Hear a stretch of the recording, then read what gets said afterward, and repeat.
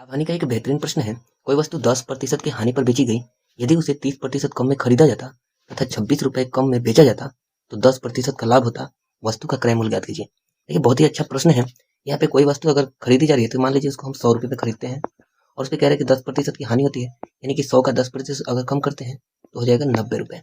आगे कह रहा है कि 30% कम में खरीदा जाता, यानी कि उसी वस्तु को अगर 30% कम में खरीदा जाए, यानी 100 का अगर 30% कम किया जाए तो 70 हो जाएगा। 100 का 30% 70 हो जाएगा कम किया जाए तो।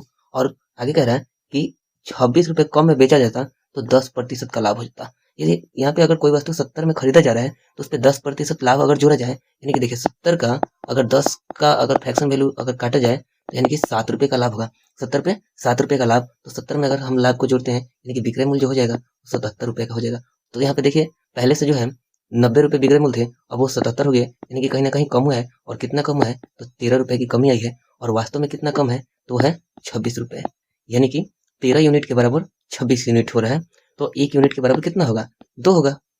तो कोई वस्तु जो है यहाँ पे देखिए 1 यूनिट के बराबर 2, हमारा जो क्रय मूल्य था वो कितना था, 100 था, यानी कि 100 यूनिट के बराबर कितना हो जाएगा, 200। तो ये जो हमारा जो क्रय मूल्य होगा वो 200 हो जाएगा। ऑप्शन जो है बी राइट आंसर कर लेंगे 100।